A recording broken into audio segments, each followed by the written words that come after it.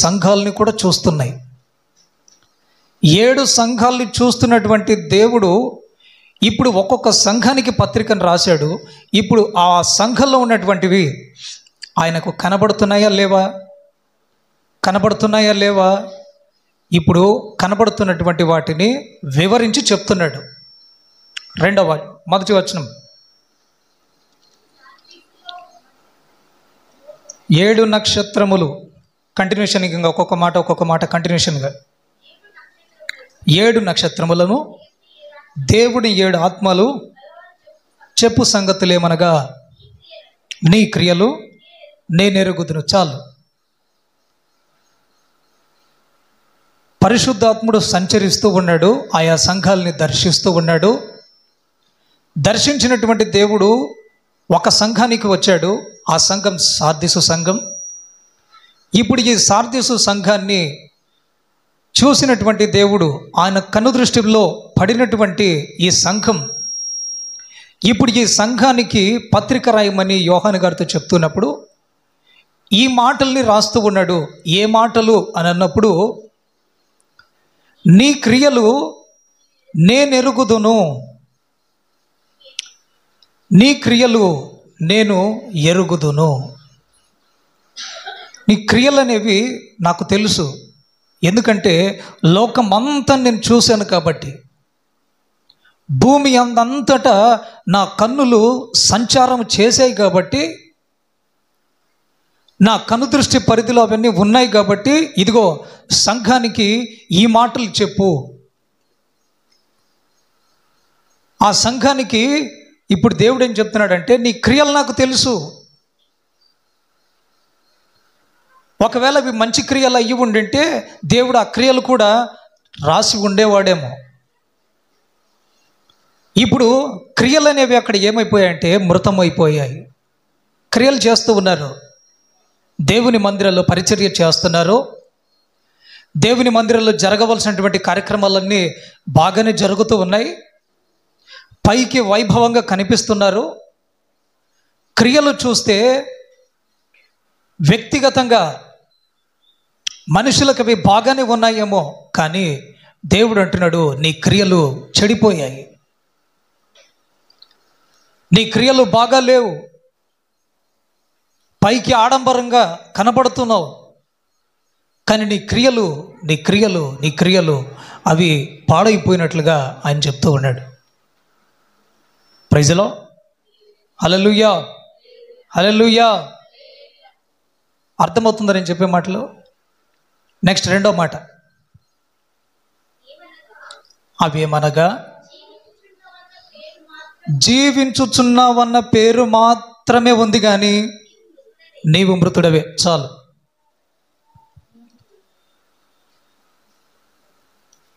నీ క్రియలు నేనెరుగుదును, నీ క్రియలు నాకు తెలుసు. నీవు చేసే మంచి క్రియలు, మంచి కార్యక్రమాలు నాకు తెలుసు. అలాగే నీవు చేస్తున్న చెడ్డ కార్యక్రమాలు, చెడ్డ పనులు కూడా నాకు తెలుసు. ఎందుకంటే నేను చూడగలిగినటువంటి దేవుణ్ణి. భూమి అంతటా నా కన్నులు సంచారం చేస్తూ ఉన్నాయి, నా కన్నులు చూస్తూ ఉన్నాయి. 7 అనే సంఖ్య అనేది పరిపూర్ణతకు సాదృశ్యం, పరిపూర్ణతకు సాదృశ్యం. ఇప్పుడు ఈయన పరిపూర్ణుడు, ఆయన సంపూర్ణుడై ఉన్నాడు కనుక ఆయన చెప్తున్నాడు, నేను నీ క్రియలను చూశాను, అవి మంచిగా లేవు. ఎందుకు మంచిగా లేవు అని అంటే, నీవు జీవిస్తున్నావు అంతే, జీవిస్తున్నావు అంతే, పేరుకు మాత్రమే జీవిస్తున్నావు. నీ క్రియలు మాత్రం చెడిపోయాయి. జీవిస్తున్నావు అన్నటువంటి పేరు మాత్రం ఉంది, కానీ నీవు మృతుడవే.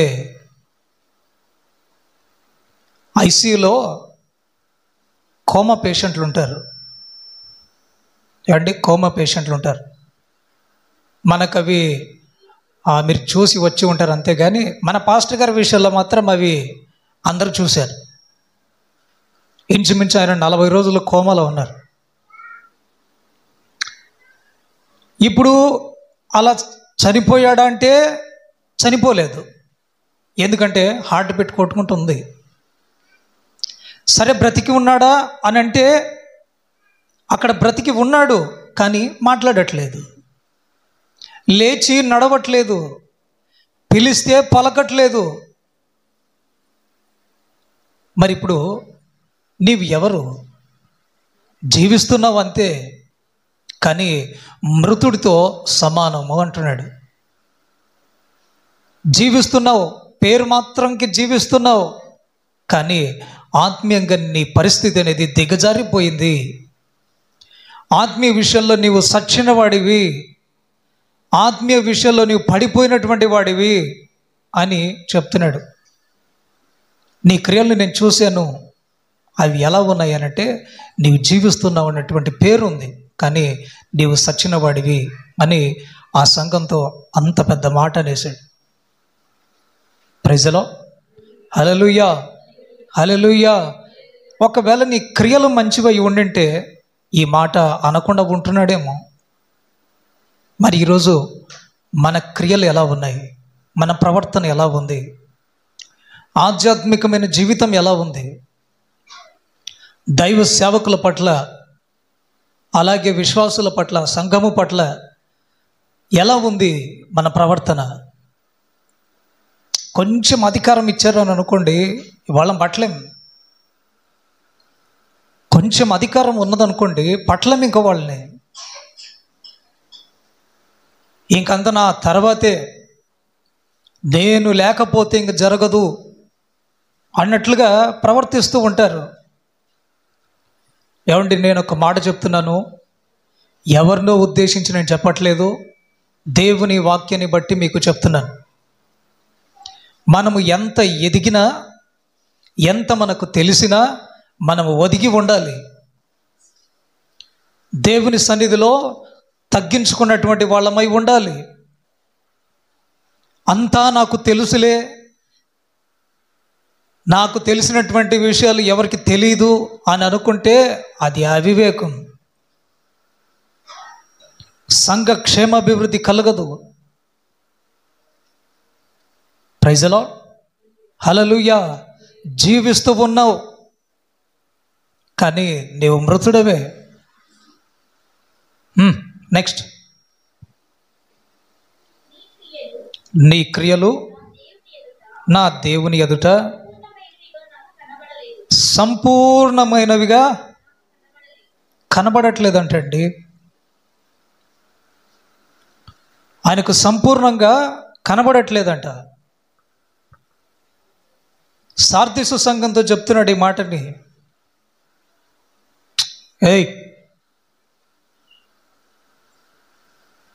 సార్దీసు సంఘంతో చెప్తున్నాడు ఈ మాట. ఈరోజు ఆ సంఘానికేనా, మనకు లేవా?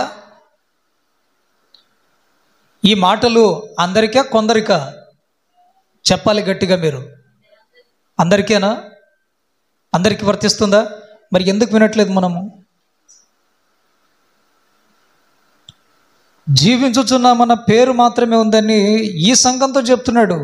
మరలా తిరిగి ఏ సంఘాలతో కూడా దేవుడు ఈ మాటలు చెప్పాలా? ఈ సంఘం బాగానే కనబడుతుంది, కానీ ఆ సంఘంతో దేవుడు చెప్తున్నాడు, ఆ సంఘం సచ్చినటువంటి సంఘం. ఎంత బాధాకరమైనటువంటి విషయం అండి. మరి ఈరోజు బెరాక మందిర్ పరిస్థితి ఏంటి? ఈరోజు బెరాక మందిరాన్ని దేవుడు చూశాడా లేదా? చూశాడా లేదా? ఆయన కన్నులు చూశాయా లేదా? ఇప్పుడు మన సంఘాన్ని గురించి రాయమని చెప్పాలి పత్రికని. మన సంఘాన్ని గురించి రాయమని చెప్పాలండి పత్రికని. సంఘాన్ని చూసినటువంటి దేవుడు ఒక్కొక్క వ్యక్తిని చూడకుండా ఉన్నాడా? చెప్పాలి గట్టిగా మీరు. చూస్తాడా? చూస్తాడు. ఎందుకు? ఆయన గుడ్డోడు కాదు, ఆయన కళ్ళు ఉన్నాయి. సమస్తాన్ని పరీక్షించగలిగినటువంటి దేవుడు సమస్తాన్ని పరీక్షిస్తున్నాడు, చూస్తూ ఉన్నాడు, అందరిని చూస్తున్నాడు. కానీ కొందరి గురించి ఆయన ఏం చెప్తున్నాడంటే, జీవిస్తున్నారంతే, కానీ మీరు సచ్చారు. నీకేదైనా ఒక అధికారం ఇస్తే లోబడి ఉండు, లోబడి ఉండాలి. అది కనపడట్లేదు ఎక్కడిక్కడ. కొన్ని విషయాలు నేను చూస్తున్నాను. కానీ నేనే చూస్తున్నానంటే దేవుడు చూడకుండా ఉన్నాడా? ఆయన చూస్తాడు. ఒకరోజు కాకపోతే ఒకరోజు న్యాయం తీరుస్తాడు. న్యాయ విమర్శలో ఒకరోజు అందరూ వస్తారు.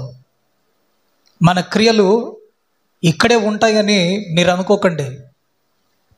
మన క్రియలు అనేవి ఇక్కడ మనం ఏది చేస్తే అది మనం చనిపోయిన తర్వాత, తీర్పులో మనం వెళ్ళిన తర్వాత మన క్రియలు అనేవి అక్కడ విప్పబడతాయి. మన క్రియలు మనతో వస్తాయి. మన దేహం మనతో రాకపోవచ్చు. మన రక్త సంబంధికులు, మన స్నేహితులు మనం చనిపోయిన తర్వాత మనతో రాకపోవచ్చు. కానీ ఈ క్రియలు అనేవి ఏమున్నాయి చూసారండి? ఇవి మనతో వస్తాయి. Praise the lord. Hallelujah, hallelujah. జీవిస్తున్నావు కానీ నీవు సత్యావు. పాతి పెట్టేది ఒకటే అక్కడ బాకీ. కానీ ఏం చేద్దాం? కోమలో ఉన్నారు. Praise the lord. Hallelujah, hallelujah. దేవుడు ప్రతి ఒక్కటి చూస్తున్నాడండి. ఆయనకు అన్నీ కనబడుతున్నాయి, అన్నీ కనబడుతున్నాయి. ఆయన అన్నీ ఎరిగి ఉన్నాడు. చెట్టు మీద ఉన్నటువంటి జక్కయ్య పేరుని ఎరిగి ఉన్నాడు. దేవుడు ఆశ్చర్యపోలేదు, జక్కయ్య ఆశ్చర్యపోయాడు. ఎందుకు? జక్కయ్యకు ఆయన అనుకున్నది వేరు, ఆయన్ని చూడాలని. అయితే అంతర్భాగాన్ని ఎరిగినటువంటి దేవుడు ఏం చేశాడంటే, సమస్తాన్ని చూసిన దేవుడు ఏం చేశాడంటే జక్కయ్యని పేరు పెట్టి పిలిచాడు. ఇప్పుడు జక్కయ్య ఆశ్చర్యపోయాడు. ఓహో, ఈయనకు నా పేరే తెలుసు అంటే నా బ్రతుకు కూడా తెలుసు, నేను ఎలాంటి వాడినో తెలుసు, నేను చేసే పని ఏంటో తెలుసు, ఆయనకు అన్నీ తెలుసు. ఆయనకు మరుగై ఏది లేదు. అలాగే కట్టబడినటువంటి ఒక గాడిద పిల్ల అదిగో పలానా దగ్గర ఉంది. ఆ గాడిద పిల్లని మీరు విడిపించి అది ప్రభు కొరకు అని చెప్పండి అని చెప్పాడు. ఎక్కడి నుండి చెప్పాడు? ఆయన ఎక్కడో ఉన్నాడు. కట్టబడినటువంటి గాడిద పిల్ల ఎక్కడో ఉంది. ఆయనకు మరుగై ఉండి ఏది లేదు.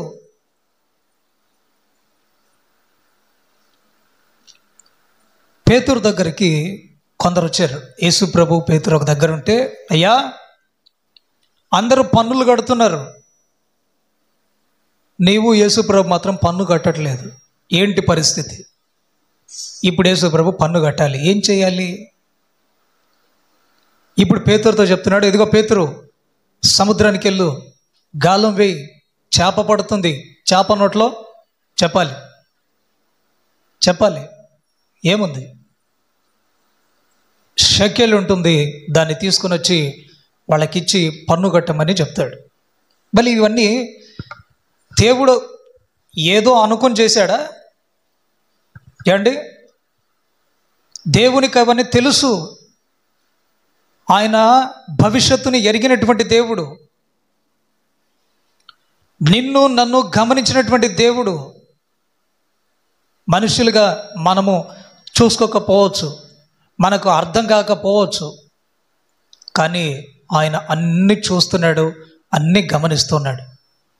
ఎవరెవరు ఏం చేస్తున్నారో తెలుస్తుంది, ఎవరెవరు ఏం మాట్లాడుతున్నారో, మన ముందేం మాట్లాడుతున్నారో, మన వెనకేం మాట్లాడుతున్నారో, ఏమేం చేయాలనుకుంటున్నారో అవన్నీ మనకు తెలియకపోవచ్చు, కానీ దేవునికి అన్నీ తెలుసు. ఆయన హృదయ అంతర్భాగాన్ని ఎరిగినటువంటి దేవుడు. Praise the lord, praise the lord, hallelujah, hallelujah. Next, నీ క్రియలు నా ఎదుట సంపూర్ణమైనవిగా కనబడట్లేదు. తల పైకెత్తండి. ఇప్పుడు మీకు ఒక పని అప్పగించుంటారండి. మీకు ఒక పని అప్పగించారు. పలానా పని మీకు అప్పగించినప్పుడు అవి కరెక్ట్గా మీరు చేశారు అని అనుకోండి, అది సంపూర్ణం. అర్థమవుతుంది నేను చెప్పేది? ఇప్పుడు దివ్యకు ఒక పని అప్పగించిందండి మీకు. ఆ పనిని మీరు చెప్పింది చెప్పినట్టుగా చేశారు అనుకోండి, అది సంపూర్ణం. అది చేయకుండా ఇది సగము, అది సగము, ఇంకోటి సగము. ఇంకా మన వాళ్ళ తెలివి ఎలా ఉంటుందంటే అక్క ఒక మాట చెప్పింది అనుకోండి, ఆ అక్క అది ఎందుకు లెక్క ఏమండి? దైవ సేవకురాలండి. కొన్ని విషయాల్లో నిజంగా నేను చెప్తున్నాను, నేను చాలా బాధపడుతున్నాను. కొన్ని విషయాల్లో కామెడీ అయిపోయింది. దైవ సేవకులన్నా దైవ సేవకురాలన్నా కామెడీ అయిపోయింది. నిర్లక్ష్యం. ఏది? ఇతరులు చూసి నవ్వడానిక? వాళ్ళు దైవ సేవకులు. మనం ఇచ్చే విలువ మనం ఇవ్వాలి. అతిగా మాట్లాడకూడదు. అక్కడ ఒకానొక రోజుల తీర్పులో నిలబడతావు. ఈరోజు నవ్వాలని ఏదో చెప్తే రేపు నవ్వుల పాలవుతారు. కాస్త ఏదైనా మాట్లాడేటప్పుడు దైవ సేవకుల దగ్గర కాస్త జాగ్రత్తగా మాట్లాడండి. వాళ్ళు ఏదైనా ఒక విషయం చెప్తే ఆ పనిని సంపూర్ణం చేయాలి. సంపూర్ణం చేయకుండా ఉన్నారనుకోండి, అది అసంపూర్ణం. ఇప్పుడు దేవుడు వీళ్ళని చూశాడు, సార్దీసు సంఘంలో ఉన్న వాళ్ళని. ఈ సంఘంలో ఉన్న వాళ్ళు దేవుడు చెప్పినటువంటి మాటల్ని విడిచిపెట్టారు. అంతకుముందు వాళ్ళకి ఎవరు బోధించారు? పౌలు గారు బోధించారు, వాక్యం చెప్పారు. ఏం చెప్పింటే వాళ్ళు రక్షణలోకి వచ్చారు?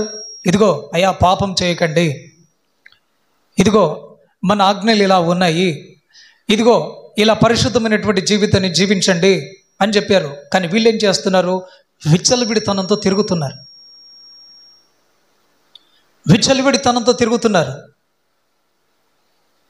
తిరుగుతున్నటువంటి వీళ్ళకి ఏం చెప్తున్నాడంటే, వీళ్ళ క్రియలు నా ఎదుట సంపూర్ణంగా లేవు. ఆయన ఎదుట సంపూర్ణంగా లేవండి. ఇప్పుడు నేనే మిమ్మల్ని ప్రశ్న అడుగుతాను, గమనించండి. నేను మిమ్మల్ని ప్రశ్న అడుగుతాను. రక్షణ పొందినటువంటి ప్రారంభంలో నీ దేవుని నీవు సొంత రక్షకునిగా అంగీకరించినటువంటి ఆ రోజుల్లో ఏమని తీర్మానం చేశావు? దేవుని కొరకు ఎలా బ్రతుకుతానని నీవు తీర్మానం చేసావు? ఏ వాక్యాన్ని బట్టి నీవు రక్షణ పొందావు? దేవునితో నీవు ఎలా ఉంటావు, దేవుని మందిరంలో నువ్వు ఎలా ఉంటావు అని నీవు దేవుని సన్నిధిలో తీర్మానం చేసావు. మళ్ళీ అవి ఈరోజు సంపూర్ణంగా కనబడుతున్నాయా లేదా? ఏమిటి మీ దగ్గర సమాధానం ఉందా? ఏ ఒక్కరి దగ్గరైనా సమాధానం ఉందా? రక్షణ పొంది ఎంతకాలం అయిందని అడిగితే సర్వీస్ చెప్తారు మనకి. మేమా రక్షణ పొంది 20 ఏళ్ళు, ఇదిగో మేము మందిరానికి వచ్చి 25 ఏళ్ళు, ఇదిగో మేము ఈ సహవాసంలో అడుగుపెట్టి 30 ఏళ్ళు. మరి మీ క్రియలేవమ్మా? ప్రార్థన చేయండి అమ్మా దేవుని వాక్యం కొరకు అని అంటే ఒక్కలుగా నోరెత్తితే, ఇక్కడ ఒకరు ఇద్దరు తప్పితే పాట ఎలాగో పాడతారు, గుంపులో ఉన్నారు కదా అని పాడతారు. ప్రార్థన ఏదైనా వచ్చిందనుకోండి, ఇక ప్రార్థన ఒకవేళ పొరపాటున బలవంతంగా ఏదైనా చేసినా అవి ఆ పక్కనున్న ఇద్దరికి తప్పితే ఇక్కడ దాకా ఆ ప్రార్థన రాదండి. మరి నీ క్రియలు సంపూర్ణమైనవిగా ఉన్నాయా లేవా?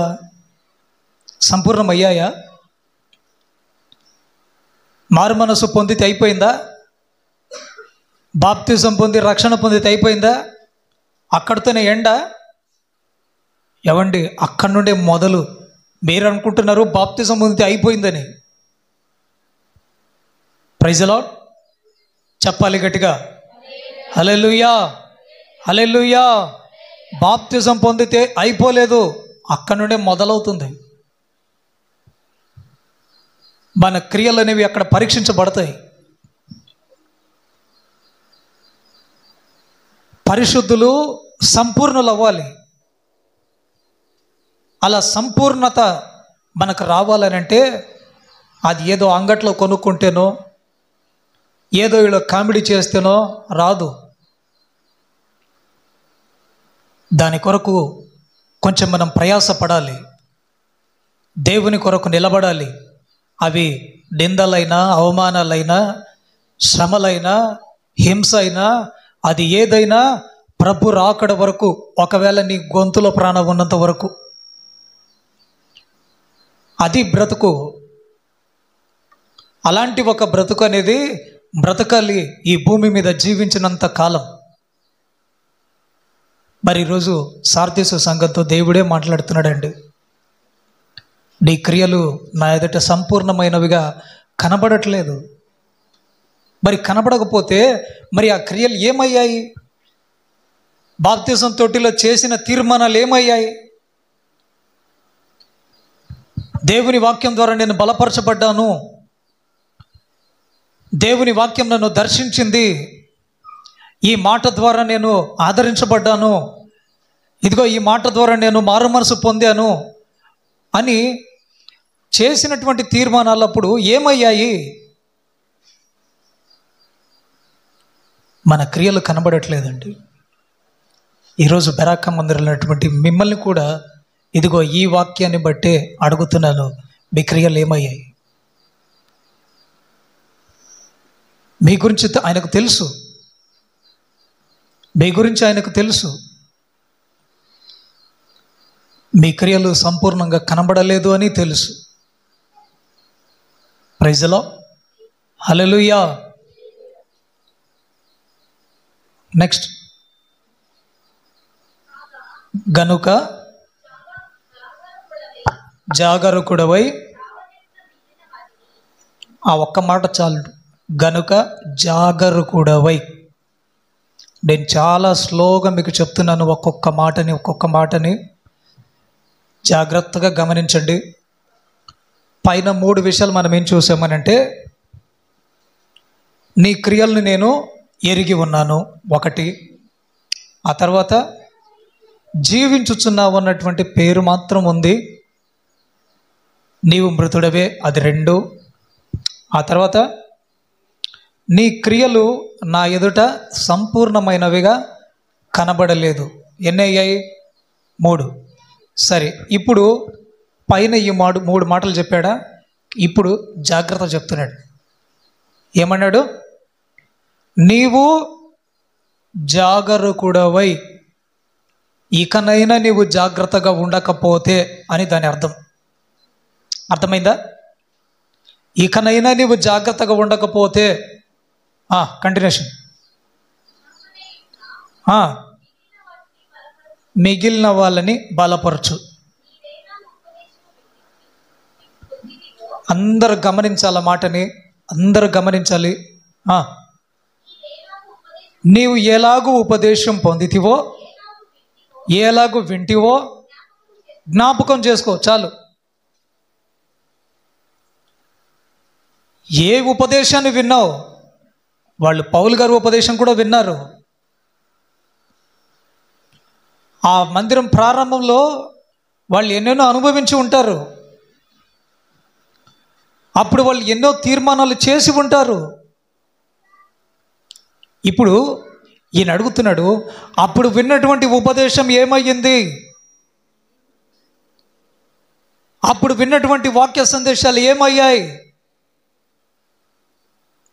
ఇంకోసారి చదవండి ఆ మాట. బలపరచుము, నీవు ఎలాగూ ఉపదేశం పొందితివో, ఎలాగూ వింటివో జ్ఞాపకం చేసుకో. చాలు. ఇప్పుడు పాత విషయాల్ని ఒకసారి జ్ఞాపకం చేసుకో. బాప్తిజం తొట్టికి రాకముందు మారు మనసు అనేది నువ్వు పొందావు. ఆ మారు మనసు నువ్వు పొందిన తర్వాత బాప్తిసం తొట్టిలో పాస్టర్ గారు కూడా ఒకసారి అడుగుతారు. పాస్టర్ గారు కూడా అడుగుతారు, ఏమని, మీకు ఎవరైనా డబ్బులు ఇచ్చారా అని. ఇంకా ఏమడుగుతారంటే, ఇదిగో ప్రభుని సొంత రక్షకునిగా నీవు అంగీకరిస్తున్నావా అని అడుగుతారు. ఇక నుండి పాపము జోలికి వెళ్లకుండా క్రీస్తుని నీ సొంత రక్షకునిగా అంగీకరిస్తావా, కొన్ని ప్రశ్నలు అడుగుతారు అక్కడే. అంటే చివరిగా ఇక మీదట నువ్వు ప్రభు కొరకు బ్రతకాలి అని అతన్ని బాప్తిసం ఇస్తారు. అప్పటి నుండి నువ్వెవరు, నూతన సృష్టివి. ప్రైజ్ ది లార్డ్, హల్లెలూయా. ఇక అక్కడి నుండి సంఘ సహవాసంలో నీవు ఆ దేవుని వాక్యం ద్వారా బలపరచబడుతూ నువ్వు అలా ఆధ్యాత్మికంగా ఎదుగుతూ ఉంటావు. కానీ కొంతకాలం గడిచింది. ఇప్పుడు గడిచినటువంటి కాలంలో చేసిన తీర్మానాలు అయితే బద్దలయ్యాయి. చేసిన తీర్మానాలు ఇప్పుడు కనబడట్లేదు. మరలా అదే పాత జీవితం, ఇంకా పాత స్వభావాలు అనేవి కనబడుతూనే ఉన్నాయి. అందుకే ఇప్పుడు ఈయనేమంటున్నాడంటే, నీవు ఎలాగూ నీ ఉపదేశాన్ని విన్నావో, నీవు ఎలాగో అప్పుడు వాక్య సందేశాలు విన్నావో, అవి ఇప్పుడు ఏమయ్యాయి చదవాలి. జ్ఞాపకం చేసుకొని దాన్ని గైకొనుచు మారు మనసు, మరలా ఒక అవకాశం ఇస్తున్నాడండి. గమనించాలి, నేనేం రెఫరెన్స్లు అన్నీ తీయట్లేదు. పాత విషయాల్ని మరొక్కసారి మీరు జ్ఞాపకం చేసుకోనండి. మీరు ఏం తీర్మానం చేశారో, ఏ వాక్యం ద్వారా మీరు రక్షింపబడ్డారో, మీరు ఒక్కసారి తీర్మానం చేసినవన్నీ ఒక్కసారి జ్ఞాపకం చేసుకోనండి. జ్ఞాపకం చేసుకోవడం మాత్రమే కాదు, మీరు మారు మనసుని పొందండి. ప్రైజ్ ది లార్డ్, హల్లెలూయా, హల్లెలూయా. మీరు మారు మనసు పొందాలి. మారు మనసు పొందడం మాత్రమే కాదు, మారు మనసుకు తగిన ఫలములు ఫలించాలి. ఆ మారు మనసుకు తగినటువంటి ఫలములు ఫలించలేదనుకోండి, ఇంకా దేవుడు అవకాశం మీకు ఇవ్వడు. ఇక ఆయన తీసుకుంటాడు. మీ వేరు ఏముందో వేర్లతో సహా దాన్ని తీసివేస్తాడు. మీ దగ్గర ఉన్నటువంటి ఆయన కృపని తీసివేస్తాడు. గనుక మీరు మారు మనసు అనేది పొందాలి అని ఆ సంఘానికి పత్రిక రాస్తున్నాడు. అన్ని పరిశీలించినటువంటి దేవుడు, పరీక్షించినటువంటి దేవుడు ఈ సంఘానికి మరలా ఒక హెచ్చరిక చెప్తున్నాడు. తర్వాత మరలా ఇంకోసారి, నీవు జాగ్రత్తగా ఉండని ఎడల నేను దొంగలా వస్తాను. అయిపోయిందా?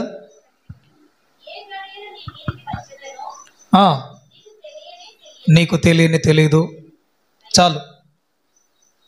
చాలు. ఆ పట్టణాన్ని గురించి ఒక్క మాట మీకు చెప్పాను స్టార్టింగ్లో. ఏం చెప్పానంటే, ఆ పట్టణంలో దొంగలు ఎక్కువ, దోపిడీ వాళ్ళు ఎక్కువ అని చెప్పాను. ఇప్పుడు అదే కాన్సెప్ట్ని దేవుడు ఏం చేశాడంటే, అంటే వాళ్ళకి ఆల్రెడీ ఆ అనుభవం ఉంది. దొంగలతో, దోపిడీలతో ఉన్నటువంటి అనుభవం అనేది సార్దీసు సంఘానికి ఉంది. ఇప్పుడు దేవుడు మరలా అదే రూట్లో వస్తున్నాడు. ఏం చెప్తున్నాడంటే, ఇంకోసారి చదువు, బాగా అందరు గమనించాలి.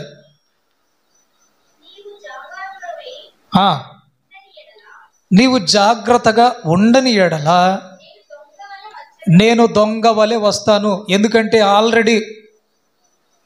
ఆల్రెడీ దొంగల బెడద ఉంది అక్కడ. ఇప్పుడు అదే దొంగలాగా నేను వస్తాను.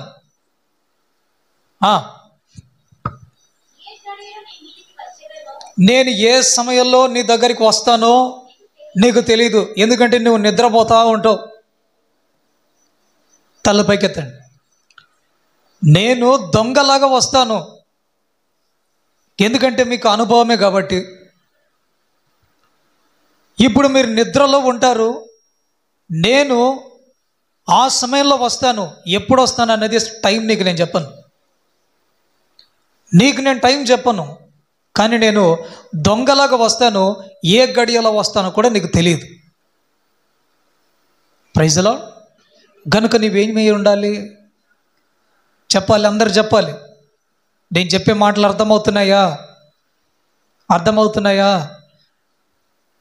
దొంగ వాళ్ళే నేను వస్తాను, అప్పుడు నీవు జాగ్రత్తగా ఉండాలి. ఒకటి, ఇంకా మనం లోతుగా వెళ్తే మనము మెలకువగలిగి ఉండాలి. ఆయన వచ్చే సమయానికి నిద్రపోయారు అనుకోండి, మీరు విడవబడతారు, మెలకువగా ఉన్న వాళ్ళందరూ ఎత్తబడతారు. గనుక ఆ సంఘంతో చెప్తున్నాడు, నీవు జాగ్రత్త పరుడవై నీవు మెలకువగా ఉండాలి అని చెప్తున్నాడు. మరి ఈరోజు అలాంటి ఒక మెలకువ ఈరోజు మనకు ఉందా? క్రీస్తు యొక్క రాకడ కొరకు మనము ఎత్తబడేటటువంటి ఆ సంఘములో ఉండాలన్నటువంటి ప్రయత్నం ఈరోజు ఎంతమందికి ఉంది?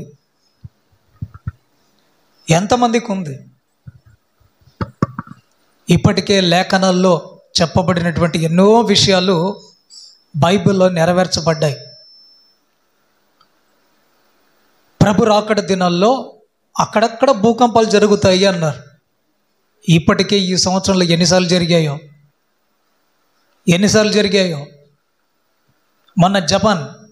మొన్న జపాన్లో కూడా జరిగింది పెద్ద భూకంపం.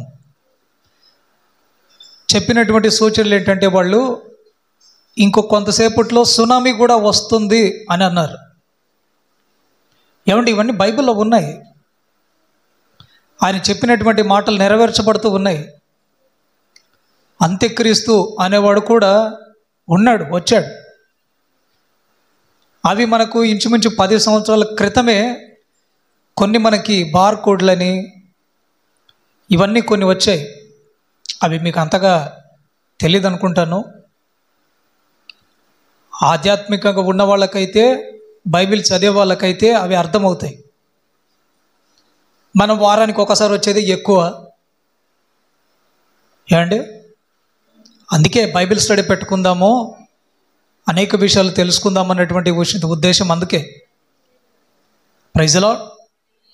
అంతేగాని మన మీద పాపులర్ అవ్వాలనో, మనల్ని మనం ఎవరికో చూపించుకోవాలనే మాత్రం కాదు. Praise the lord. హల్లెలూయా. దేవుని వాక్యం అనేది చాలా విలువైంది. గనుక ఈ మాటలను ఒకసారి గుర్తు చేసుకోండి. నెక్స్ట్, అయితే తమ వస్త్రములను అపవిత్రపరచుకొనని కొందరున్నారు. చాలు. ఏంట్రా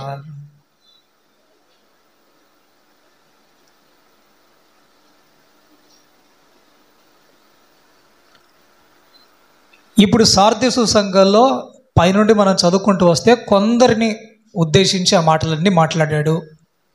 తర్వాత జాగ్రత్త చెప్పాడు.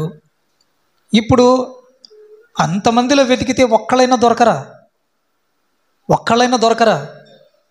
అందుకు ఇంకోసారి ఆ మాట, అయితే తమ వస్త్రములను అపవిత్రపరచుకొనని కొందరు సార్దీసులో నీ యొద్ద ఉన్నారు. వాళ్ళు యథార్థవంతులు, వాళ్ళు నీతిమంతులు, వాళ్ళు దైవ సేవకులు. ఏం చెప్పినా విధేయతో సరే అని చెప్పేవాళ్ళు, తిరిగి మాట్లాడేవాళ్ళు కాదు. సంఘంలో ఏదైనా ఒక పని అప్పగిస్తే నమ్మకంగా చేసేవాళ్ళు, ఎదురు సమాధానాలు ఇచ్చేవాళ్ళు కాదు అని వాళ్ళని గురించి లిస్ట్ అంతా చెప్పకపోయినా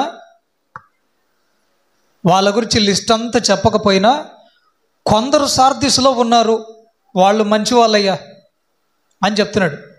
ఇంకోసారి ఆ మాట, అయితే తమ వస్త్రములను అపవిత్రపరచుకొనని కొందరు సార్దీసులో నీ యొద్ద ఉన్నారు. చాలు, వాళ్ళు అర్హులు. చాలు చాలు. అపవిత్రపరచుకొనని కొందరు ఉన్నారు. కొందరైతే అపవిత్రపరిచారు, వాళ్ళైనా తెల్లబట్టలు వేసుకొని ఉన్నారు. తెల్లబట్టలు వేసుకున్నంత మాత్రాన అంత పరిశుద్ధులేం కాదు కదా. దేవుడు అన్ని చూస్తున్నాడు. పరిశుద్ధుడు ఎవడో చూస్తున్నాడు, అపవిత్రుడు ఎవరో చూస్తున్నారు. ఇప్పుడు అపవిత్రపరచుకొనని కొందరు ఉన్నారు. దేవుని మందిరం కొరకు, దేవుని సంఘము కొరకు వాళ్ళు చేసినటువంటి ప్రయాసం ఏదైతే ఉందో వాటిని గమనించినటువంటి దేవుడు సాక్ష్యం చెప్తున్నాడు. కొందరు ఆ సంఘంలో మంచి వాళ్ళు ఉన్నారు. తెల్లని బట్టలు వేసుకొని వచ్చినా వాళ్ళని గురించినటువంటి మంచి సాక్ష్యం అయితే ఉంది అని చెప్తున్నాడు. తెల్లని వస్త్రంలో నెక్స్ట్ వాళ్ళు అర్హులు గనుక వాళ్ళు తెల్లని వస్త్రాలు వేసుకున్నారట. తెల్లని వస్త్రాలు వేసుకొని ఆయనతో సంచరిస్తున్నారంట. ఒక గుంపేమో ఒక పక్క ఉంది, అపవిత్రపరచుకున్నటువంటి ఒక గుంపు ఉంది అదొక పక్క. యథార్థవంతులుగా, నీతిమంతులుగా, దేవుని యందు భయభక్తి కలిగిన వాళ్ళుగా కొందరు ఉన్నారు. వాళ్ళు తెల్లని వస్త్రాలు ధరించుకున్నారు. ఆ తెల్లని వస్త్రాలు ధరించుకున్న వాళ్ళు ఇదిగో నాతో సంచరిస్తున్నారు సంఘములో అని ఆ మాట ఆ సంఘం వాళ్ళతో చెప్తున్నాడు. సంఘంలో అందరూ ఒకళ్ళు ఒకే విధంగా ఉండరండి. ఒక్కొక్కళ్ళు ఒక్కొక్క మనస్తత్వం కలిగిన వాళ్ళు ఉంటారు. అందరూ ఒకే ఆలోచనతో ఉండాలని రూల్ లేదు. వాళ్ళ ఆలోచనలు వాళ్ళకు వచ్చే ప్రతిఫలం వాళ్ళకు వస్తుంది. ప్రైజ్లో హల్లెలూయా. తెల్లని వస్త్రాల గురించి చాలా విషయాలు రాయబడ్డాయి. తెల్లని విషయాల గురించి చాలా మాటలు రాయబడ్డాయి. పాత నిబంధనలు మనం గమనించినట్లయితే, దయచేసి గమనించండి. పాత నిబంధనలో రాజులు ఉన్నారు. రాజులు వాళ్ళు యుద్ధం చేస్తూ ఉన్నప్పుడు ఆ యుద్ధంలో ఒక రాజు ఓడిపోయాడు అనుకోండి, అపజయాన్ని చూశాడు అనుకోండి, ఈ రాజు గెలిచినటువంటి రాజు ఆ తెల్లని గుర్రం ఎక్కి తన ప్రాంతానికి వస్తూ ఉంటాడు. అది దేనికి సూచన, దేనికి సాదృశ్యంగా ఉంది అని అన్నప్పుడు, ఇదిగో మన దేశపు రాజు ఆ దేశాన్ని జయించి అదిగో తెల్లని గుర్రం ఎక్కి వస్తున్నాడు అని జయసూచనానికి, జయాన్ని సూచించడానికి ఆయన తెల్లని గుర్రం ఎక్కి వస్తున్నాడు. జయానికి సాదృశ్యమై ఉంది. ప్రైజ్లో హల్లెలూయా, హల్లెలూయా. తెల్లని వస్త్రాల గురించి చాలా విషయాలు ఉన్నాయి. ఈసారి దేవుని చిత్తమైతే చూద్దాం తెల్లని వస్త్రాల గురించి, ఆ వస్త్రము అనే సబ్జెక్టు గురించి కానీ, తెల్లని వస్త్రం అనే సబ్జెక్టు గురించి కానీ చాలా విషయాలు అవి. అవన్నీ ఆరాధనలో చెప్పే విషయాలు కాదు, ఇవి కూడా ఆరాధనల విషయాల్లో చెప్పే విషయాలు కాదు. కానీ మనకు టైం దొరికినప్పుడే నేను మీతో చెప్పేది. బైబిల్ స్టడీగా మీరు రారు. చూద్దాం, ఇప్పుడు వాతావరణం బాగానే ఉంది. దేవుని చిత్తం అయితే మనం అది కూడా పెట్టుకుందాం. నెక్స్ట్ జయించువాడు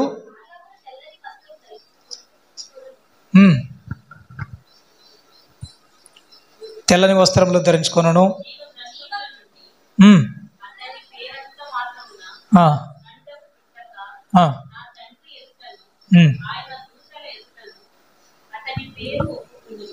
ఆయన పేరు జీవ గ్రంథములో నుండి తుడిచిపెట్టకుండా ఆయన ఒప్పుకుంటాడు అని అంటున్నాడు.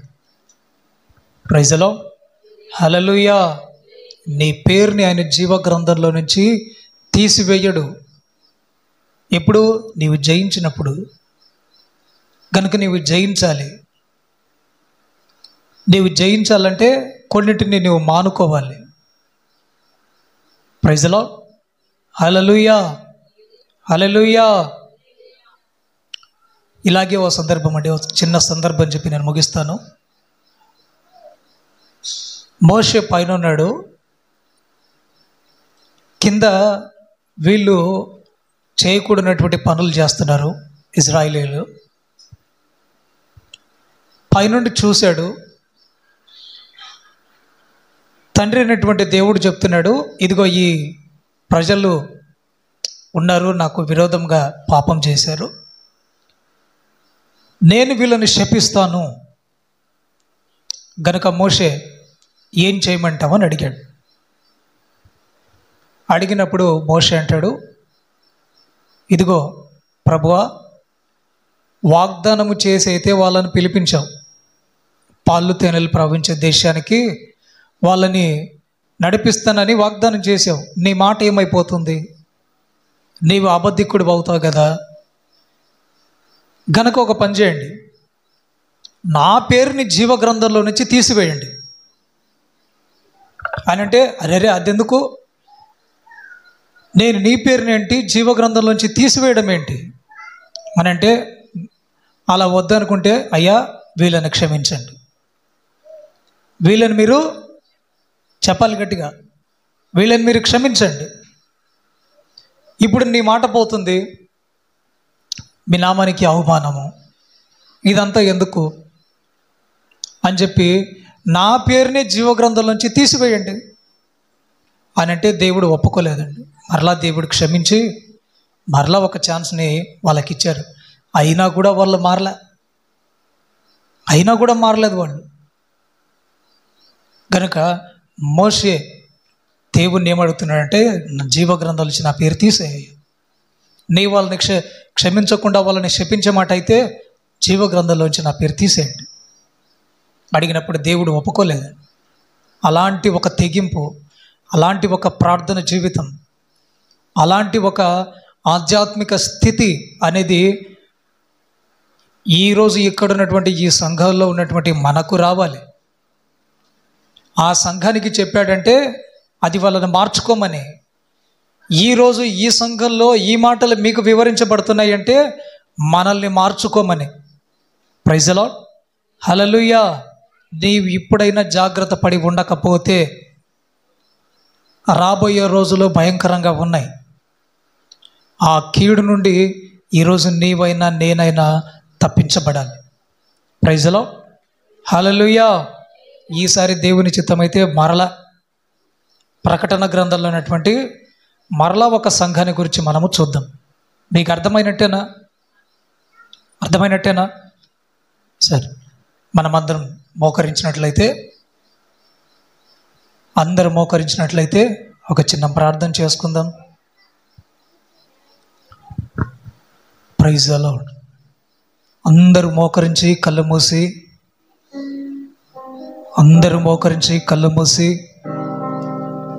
మన రెండు చేతులు ఆకాశపెత్తి, ప్రభువా, ఇంతవరకు మీరు మాతోనే మాట్లాడారు. ప్రకటన గ్రంథంలో ఉన్నటువంటి 7 సంఘాలు గడిచినటువంటి 4 వారాల క్రితం ఎఫెసీ సంఘం, ఆ సంఘం యొక్క పరిస్థితి ఏంటో మేము చూసాం. ఇప్పుడు సార్దిస్సులో ఉన్నటువంటి సంఘపు పరిస్థితులు ఎలా ఉన్నాయో, సార్దిస్సు సంఘంలో ఉన్నటువంటి వాళ్ళు ఎలా ఉన్నారో మీరు ఆ సార్దిస్సు క్రియల్ని ఎరిగి ఉన్నారని, ఆ క్రియలు జీవించుచున్నా ఉన్నటువంటి పేరు మాత్రమే ఉంది, కానీ మృతమైనటువంటి సంఘముగా మీరు చూశారు. వాళ్ళ క్రియలు మీ ఎదుట సంపూర్ణమైనవిగా కనబడలేదని ఆ సంఘాన్ని గురించి మీరు సాక్ష్యం ఇచ్చారు. గనుక ఇప్పటికైనా జాగ్రత్తగా ఉండకపోతే జాగ్రత్తగా ఉండకపోతే పలు ప్రమాదాలు, పలు పరిస్థితులు ఎదుర్కోవాల్సి వస్తుందని వివరించారు. ఒకప్పుడు సార్దీసు సంఘం ఏమి విన్నదో, ఏ ఉపదేశాన్ని విన్నదో, ఏ మాటల్ని గైకొన్నదో ఆ సంఘం వాళ్ళు మర్చిపోయారు. గనుక మీరు మరలా వాళ్ళని పురికొలిపి హెచ్చరించి గతాన్ని మరొక్కసారి జ్ఞాపకం చేసుకోమని మీరు ఆ సంఘాన్ని హెచ్చరించినందుకై మీకు స్తోత్రం. అక్కడ ఉన్నటువంటి ఆ సంఘానికి మాత్రమే ఆ మాటలు కాదని,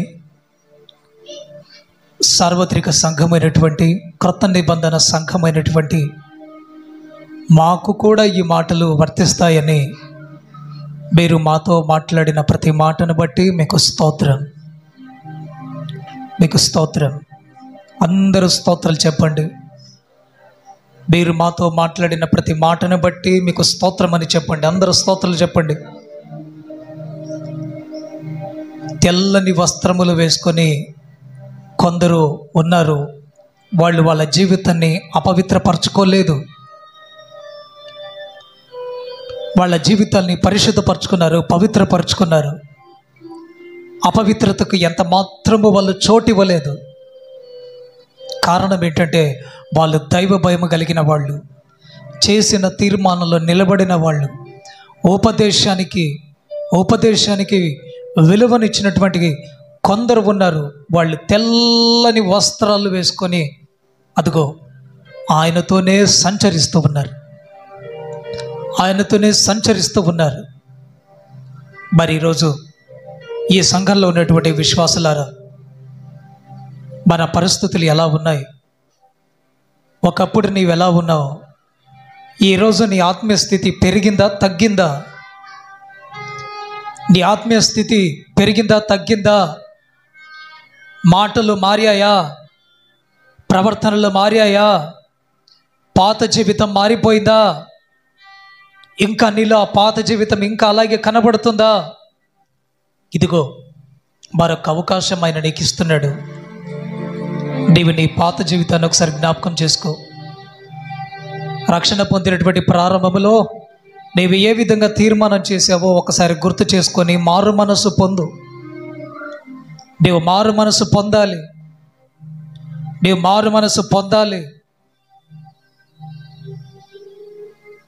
మారు మనసు పొందిన వ్యక్తిగా, తెల్లని వస్త్రాల్ని ధరించుకున్నటువంటి వ్యక్తిగా, అపవిత్రత అనేది ఎక్కడ కనబడకుండా ఉన్నటువంటి వ్యక్తిగా నీవు కనబడాలి. Praise the lord, praise the Lord. అందరూ స్తోత్రాలు చెల్లిద్దాం, స్తోత్రం చెప్దాం, అందరూ స్తోత్రం చేద్దాం. Praise the lord, praise the Lord. మీరు మాట్లాడిన మాటను బట్టి స్తోత్రం అయ్యా అని చెప్పండి, స్తోత్రం అని చెప్పండి, స్తోత్రం అని చెప్పండి. హల్లెలూయా, హల్లెలూయా, హల్లెలూయా. యేసు రాజా మీకు స్తోత్రం, స్తోత్రం, స్తోత్రం. మీరు మాతో మాట్లాడిన ప్రతి మాటను బట్టి మీకు స్తోత్రం. నీ బిడ్డల జీవితంలో నీళ్లు కట్టి మీరు ఫలింపజేయండి, మీరు ఫలింపజేయండి, మీరు ఫలింపజేయండి. సరి అయినటువంటి మారు మనసుని ప్రతి ఒక్కరికి మీరు అనుగ్రహించండి. మీ రక్తంతో మరోసారి నీ బిడ్డల్ని మీరు శుద్ధీకరించండి. Praise the lord, praise the lord. అయ్యా మీకు స్తోత్రం. మీకు విరోధంగా మేమేమైనా పొరపాట్లు చేసి ఉంటే క్షమించండి ప్రభువా, క్షమించండి తండ్రి.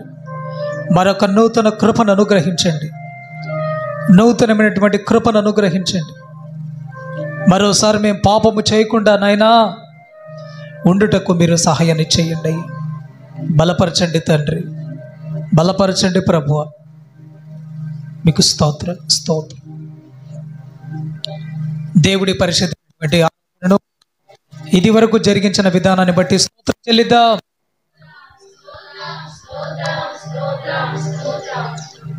విలువైనటువంటి మాటల ద్వారా ఆయన మనతో మాట్లాడి సార్దీసు సంఘంలో ఉన్నటువంటి పరిస్థితులన్నింటినీ చక్కగా మనం నేర్చుకోవడానికి ప్రభు ఇచ్చిన కృపను బట్టి స్తోత్రం చెల్లిద్దాం. స్తోత్రం, స్తోత్రం, స్తోత్రం, స్తోత్రం. ఇది వరకు ఆయన సన్నిధిని మనకు తోడుగా ఉంచి నడిపించిన దేవునికి స్తోత్రం చెల్లిద్దాం. స్తోత్రం, స్తోత్రం, స్తోత్రం. విన్నటువంటి ప్రతి ఒక్కరి జీవితంలో దేవుడి మాటల్ని నీరు కట్టి ఫలింపచేసి ఆధ్యాత్మికంగా బలపరచలాగున స్తోత్రం చెల్లిద్దాం. స్తోత్రం, స్తోత్రం, స్తోత్రం.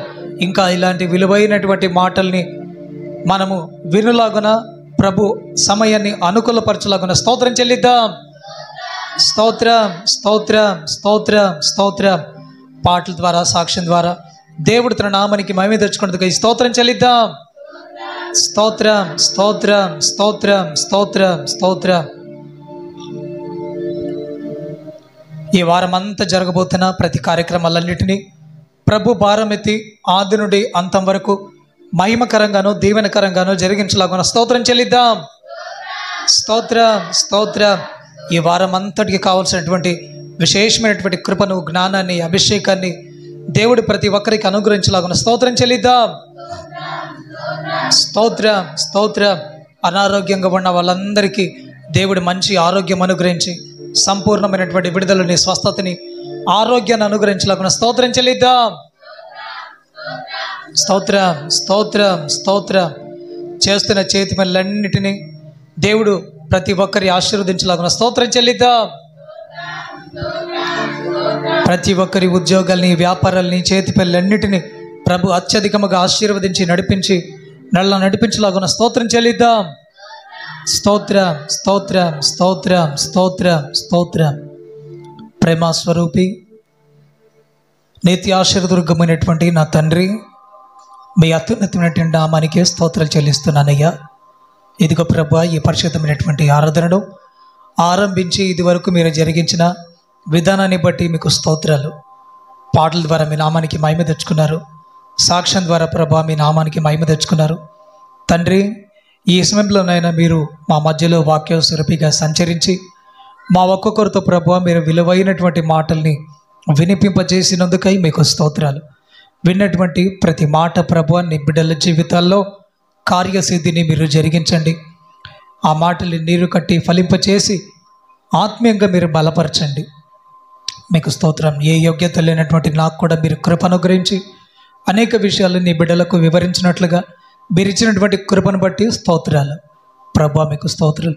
ఈ ప్రార్థన కూడికను నాయన ఆరంభించి మీరు ముగించినందుకై, ఆటంకం ఏమీ లేకుండా తండ్రి మీరు జయాన్ని ఇచ్చినందుకై మీకు స్తోత్రాలు చెల్లిస్తూ, ఈ సమయంలో నాయన నీ బిడ్డలు బయలుదేరి వెళ్తూ ఉండగా మీ కృప తోడుగా ఉంచి నాయన, మీ సన్నిధిని తోడుగా ఉంచి ఈ వారం అంతా కూడా సర్వ సమృద్ధితో నింపి మీరు నడిపించండి. ప్రతి ఒక్కరి ఉద్యోగాల్ని, వ్యాపారాలని, చేతి పనులని ప్రతి ఒక్కరిని మీరు ఆశీర్వదించి నడిపించండి. చిన్నపిల్లలందరూ కూడా నాయన మంచి ఆరోగ్యం అనుగ్రహించండి, కృపను అనుగ్రహించండి తండ్రి. ఈ వారంలో జరగబోతున్న ప్రతి కార్యక్రమంలో మీ హస్తం తోడై ఉండి మీరు నడిపించండి. మీరే నాయన మీ కార్యాలు జరిగించి మహిమ పొందమని యేసు నామములో అడుగుచున్నాను తండ్రి, ఆమేన్. తండ్రి అయిన దేవునికి స్తోత్రం చెల్లిద్దాం. స్తోత్రం, స్తోత్రం. కుమారుడైనటువంటి దేవునికి స్తోత్రం చెల్లిద్దాం. స్తోత్రం, స్తోత్రం. పరిశుద్ధాత్మ దేవునికి స్తోత్రం చెల్లిద్దాం. స్తోత్రం, స్తోత్రం. హల్లెలూయా, హల్లెలూయా, హల్లెలూయా. ఆమేన్. దేవుడు మిమ్మల్ని ఆశీర్వదించును గాక. అందరికీ వందనాలు.